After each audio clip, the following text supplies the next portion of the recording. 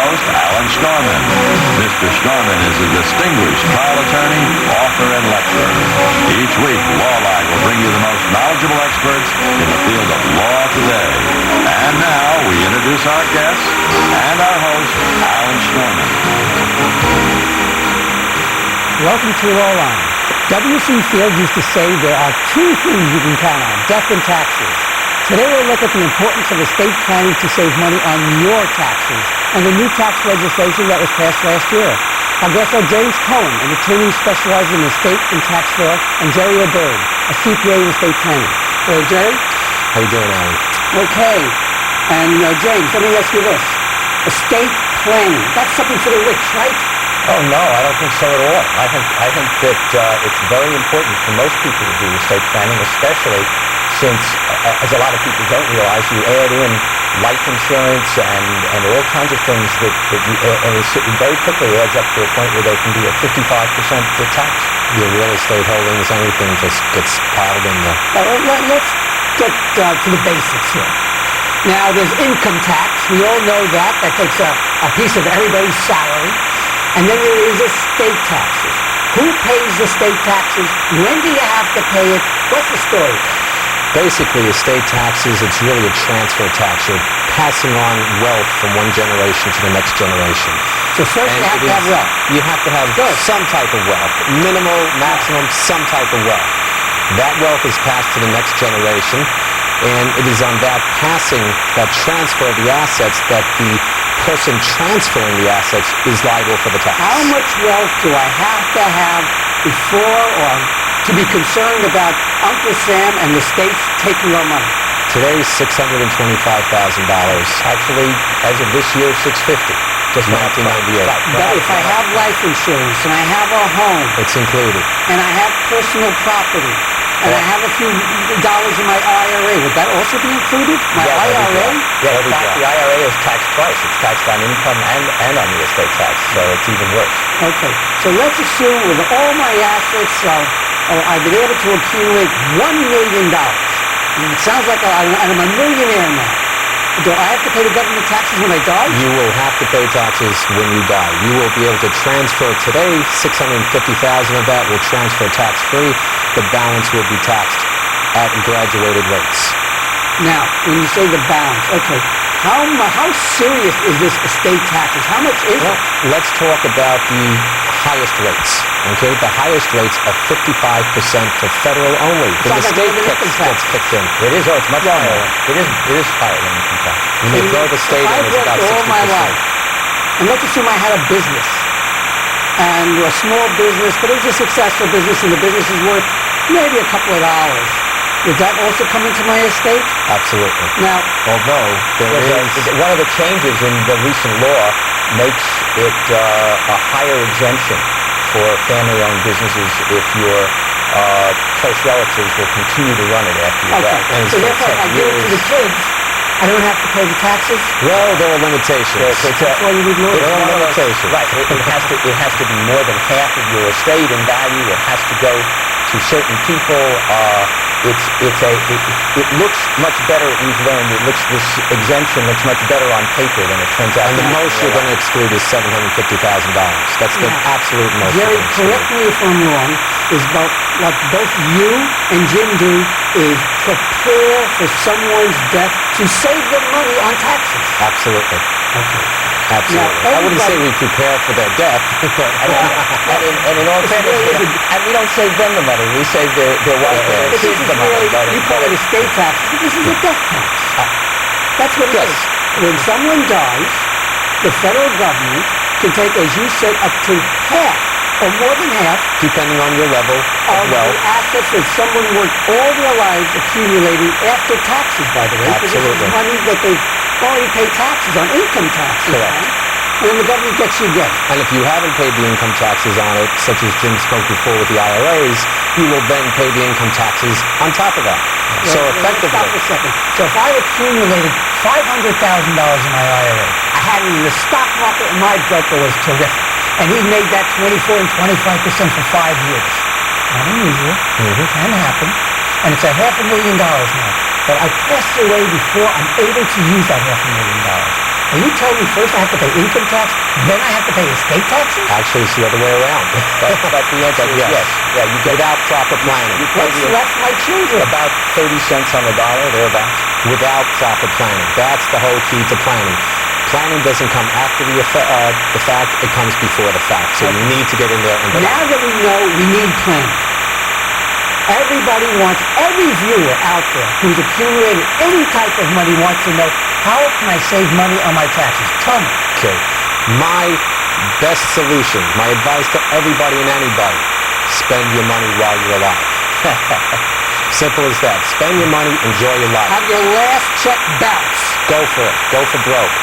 If you feel obligated to leave something, or you have enough to leave something, you can't spend all your money, you feel obligated to leave that to the next generation, then you have to go into an estate plan and start doing things. Oh, I don't agree with that. I think it's harder than that. Nobody knows the moment that bell is going to ring.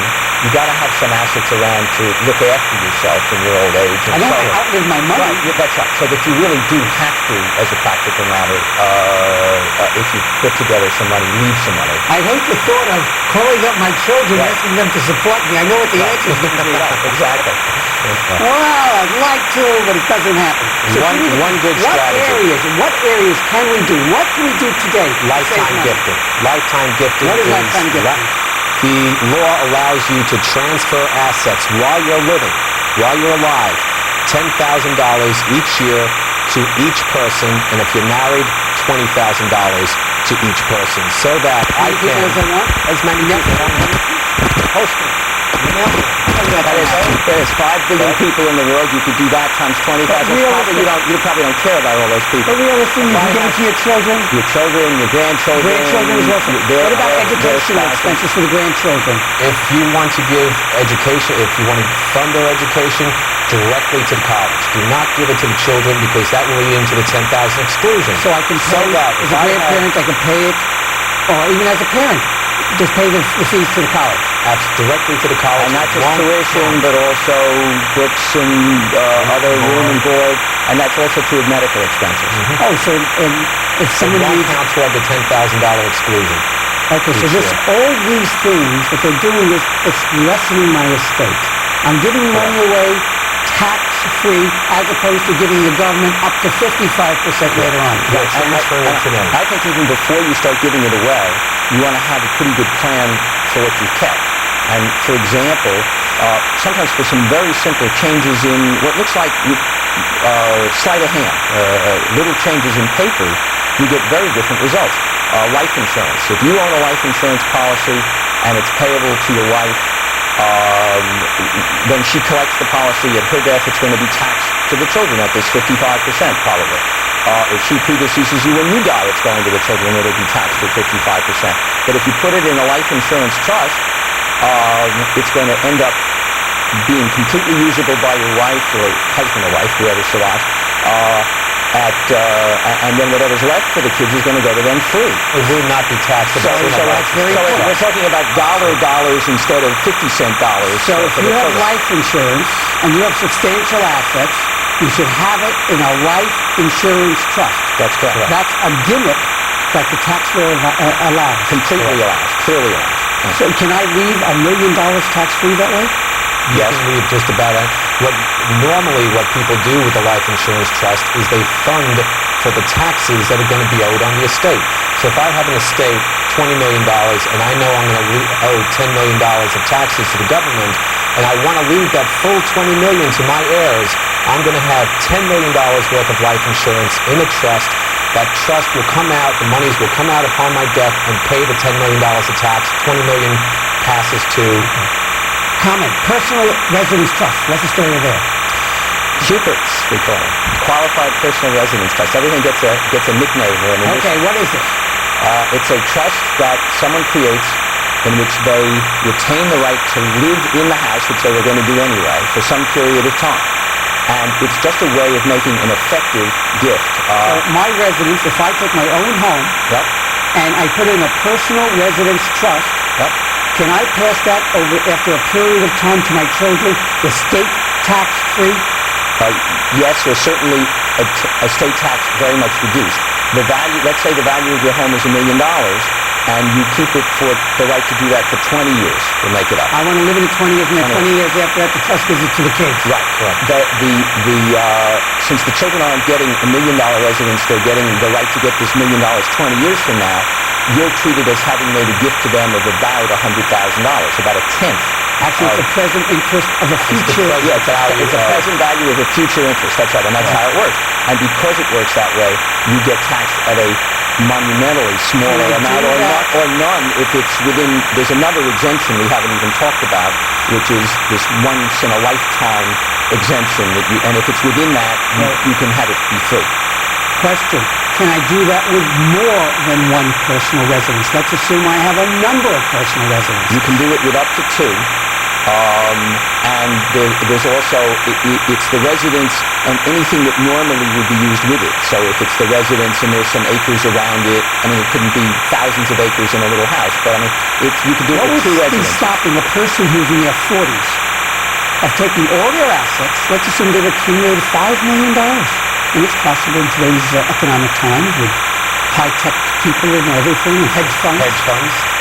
$5 million, and they take it and they buy a house with $5 million, and they put it, a young person, they put it in a residential trust, and then in 20 years it passes automatically to their children tax-free. Would that be? After that 20 years, you no longer own the house.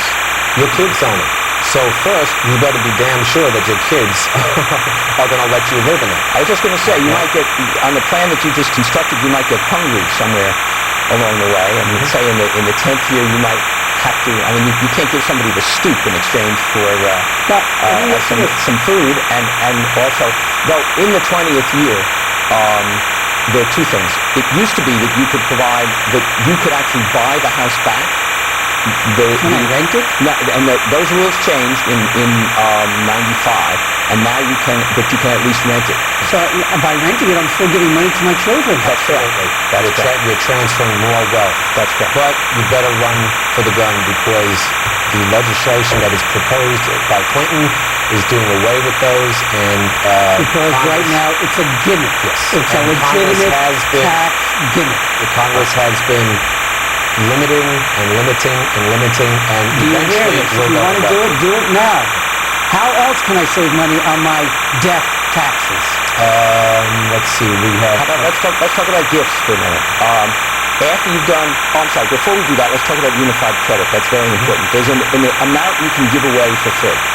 And you can give it away, the reason it's called unified is that you can do it during your lifetime or at your death. It doesn't matter. And that amount is now $650,000 per person. So I have a $650,000 exemption. My wife has a $650,000 exemption. And that exemption is increasing till in 2006 it's going to be $1 million. Unfortunately, it's increasing by little increments of 25,000 a pop each year until... If that's the case, if I have this up to $1 million eventually exemption, and my wife has it, if I die, shouldn't I give $1 million to my children, the balance to my wife? Correct. And then when she dies, Almost. and then she should also give Almost. them. Part credit. Pretty good. That's a good plan, and it certainly will say.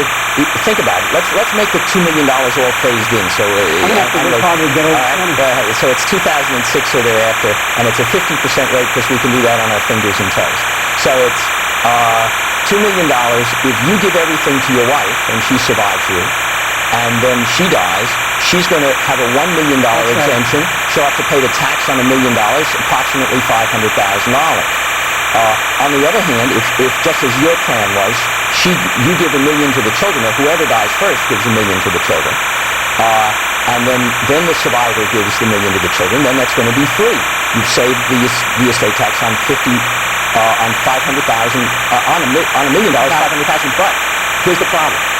Your wife may not be able to live on $1 million, and so there are ways that she can, in effect, rent that $1 million and not have it be in her estate at her death. In other words, where she gets the use of the $1 million if she needs it. That's right. But it will not be taxed in her estate. That's correct. And that's what lawyers do. And that's what lawyers do. Basically, what it's called is a credit shelter trust, where you set up a trust, you put the $1 million into it, the income goes to the wife, the surviving spouse, I should say, and the remainder goes to the children. Jerry, let's assume that I'm a substantial individual, and I've made a couple of bucks, and I've already taken care of my kids. Can I give my money to the grandchildren and skip the kids? So therefore, my kids won't get taxed on it upon their death? Absolutely. Up to, well, there's a limit. It used to be that all wealthy, really wealthy families only paid taxes every third generation. They would always skip a generation. In other words, don't give the money to the children, give it to the grandchildren. The children already had it from the ones from before. I like that. And that was a pretty good. Well, it's not a lot of people's case, but for the few people who are lucky enough to have it be their problem, the government came along and said, "Gee, we don't like the way this works. So yes, you can give it directly to the grandchildren, or set up a trust for your children and then have it go to the grandchildren free. But it's limited to $1 million per person. So I have $1 million exemption. If I can give my grandchildren $1 million. If I give them more than $1 million, there's going to be something called another kind of tax, still a third tax system. We're talking about the income tax, the estate tax. Now there's something called a generation tax. We're going to continue with this conversation right after the break. Learn how to save money on your taxes. You're watching Lawline. I'm Alan Schmelman, your host. Stay with us.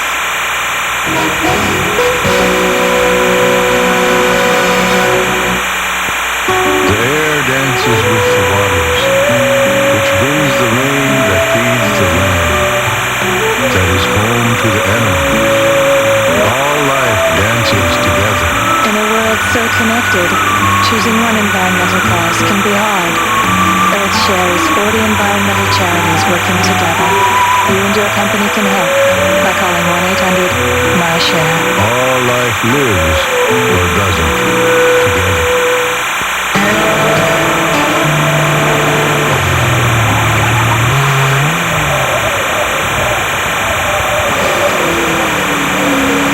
Excuse me. Do you wear your safety belt? Why, no, I don't wear my safety belt. Thank you.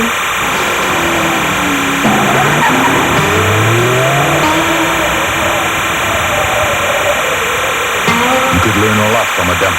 Buckle your safety belt. Kathy died real suddenly from a brain aneurysm. She was 29 years old. There was no warning. Organ donation was a very painful decision to make on my own. I wish we had talked about it, because I didn't know if I was doing the right thing.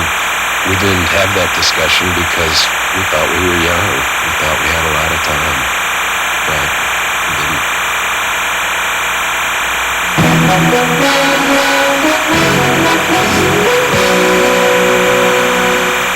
Hello, you're watching Lawline. We're talking about taxes. We're talking about saving you money on death taxes, estate planning. Listen, our guests are Jim Cohen, an estate lawyer, and Jerry O'Byrne, an estate planner.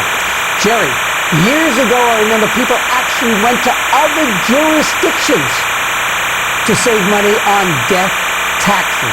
People who've accumulated large businesses, large wealth, they would move to places like the Caribbean or... No, I'm talking about foreign countries, Bermuda. Is that still happening? That's a big problem these days with the expats. People are trying to renounce their citizenship and leave the country so that their wealth is not taxed by the Because if United somebody States. accumulates, these young people are accumulating $20, $30 million, sometimes even more. Absolutely. Now, I understand if you go to a place like Bermuda, There's no estate tax there, and there's lots of other Caribbean islands where there's no estate no estate, no death tax. No death taxes of any Or income tax either for that. But since the United States taxes its citizens, no matter where they live, you have to renounce your citizenship. And even there is now a statute that will allow the IRS for a 10-year period to still treat you as if you were still a citizen. So it's not so easy. And then also, I've had a bet every year. Somebody comes into my office and says, "Boy, I'm gonna renounce. I'm leaving," and I bet each of them a good lunch that they won't do it, and I won the lunch 9 years out of 10. Unfortunately, I ran the bet 1 year too many, and one guy actually a year ago did expatriate. He really expatriated, and he went to an island. Maybe the top 10 wealthiest people in this country will take that upon themselves to do it, but it's very, very hard to look yourself in the mirror and say, I'm going to renounce my U.S. citizenship. Let me just ask you, so the people renounce their citizenship, I guess they send a letter, or whatever it is. It's a little more formal than that, but it's not much more hard than you that. go to the Caribbean island, where I assume you become a citizen of that island. Yeah, you'd actually make sure you're a citizen there first. Yeah. And then there's no estate taxes there. Now, here are some of these places like Bermuda have no income tax either. Right. So if they have accumulated all this money, there's no income tax on your investments. And then I guess that's the way they become. But it's complicated. If you're in the United States more than a certain number of days, you're treated as a resident here. And can then you come back? If you spend too much time here, more than a very minimal amount of time in the first year, and more than about something less than half a year thereafter, you will still get taxed here. Isn't it interesting how people really avoid taxes? And that's how massive wealth is accumulated? Yeah, though I have not found, I found much more wealth being accumulated by good planning and staying here. There are not that many people, even very wealthy people, willing to run away from the place How that they... else can you save money on these taxes? Let's get back to the IRAs for a second. Okay, good. Everybody has it. That's exactly it. Let's talk about IRAs. Making somebody else the beneficiary of the IRA as opposed to your estate will at the very least keep the income tax portion away from your estate. Really? Isn't that interesting? So that if you make your children the beneficiaries of the IRA, they can take that IRA and roll it over into their own account and take it over their life expectancy.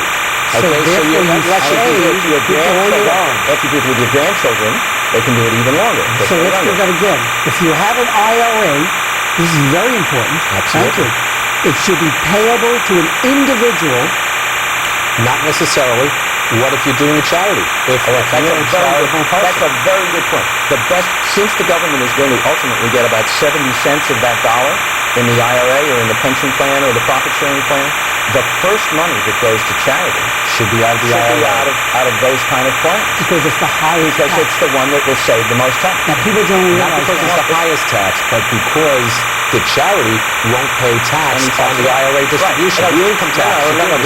But the tax on that thing is the Now, highest. I am sure that my viewers are sitting there, and my majority, or 99%, have no idea that if they were to pass away and they've accumulated a sizable amount, and they haven't used any of their IRA, or whatever they have left there, that 70% of that IRA will go in one form or another in taxes. In fact, I can't tell you how many people have come into planning estate and there'll be a $10,000 bequest to their favorite charity, and their entire IRA goes to their children.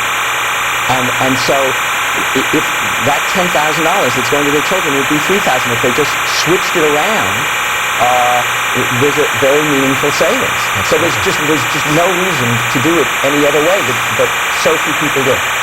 Okay, so an IRA should be paid to the children or the grandchildren.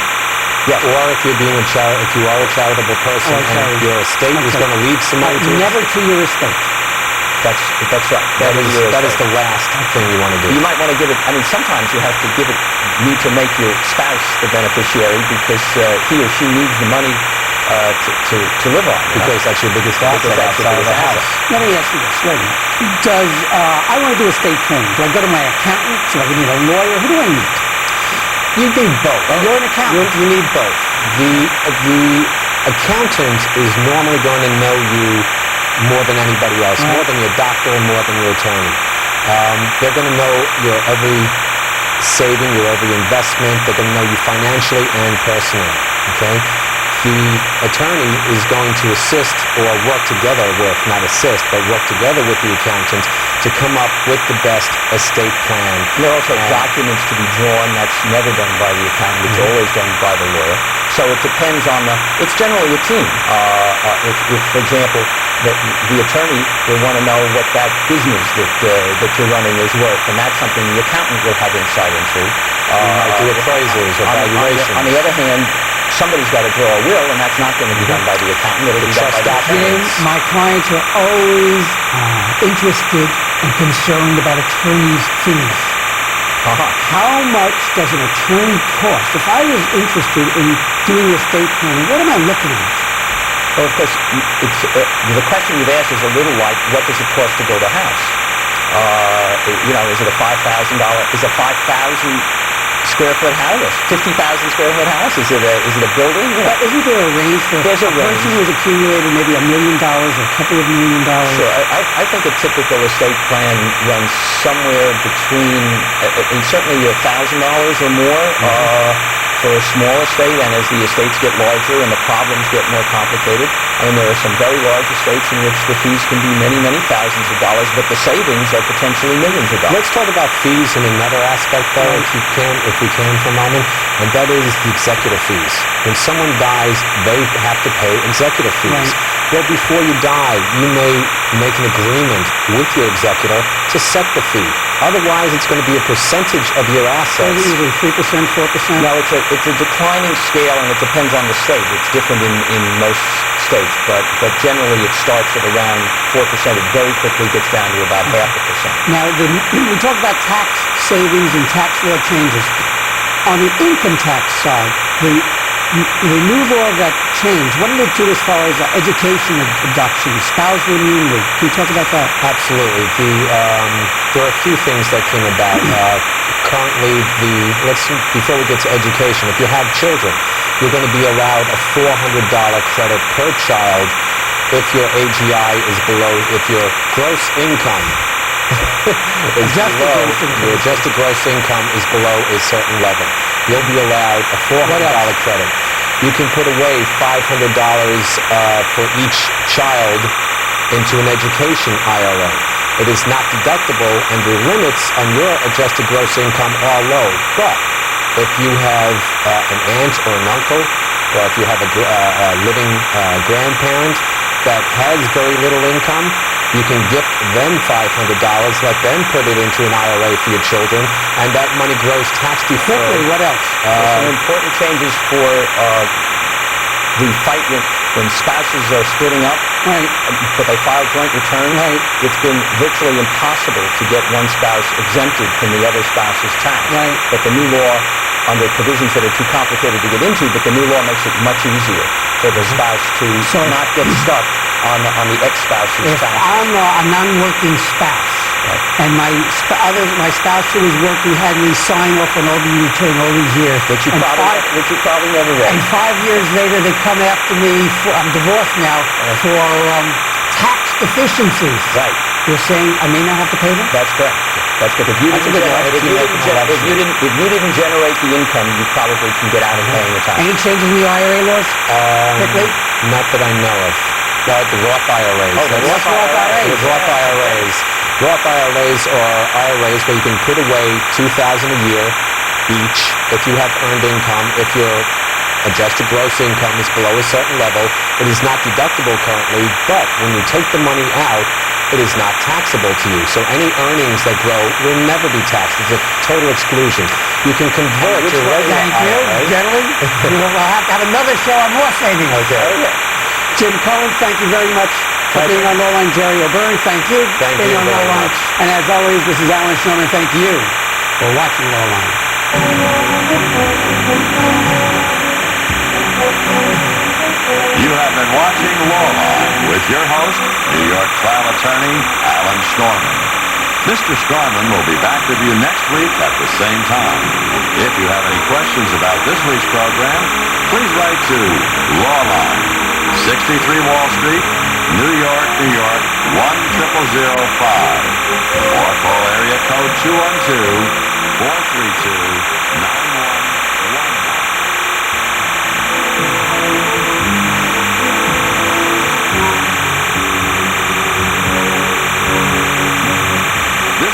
This program is made possible by the law firm of Zalman and Storman, whose practice is limited to personal injury and insurance law.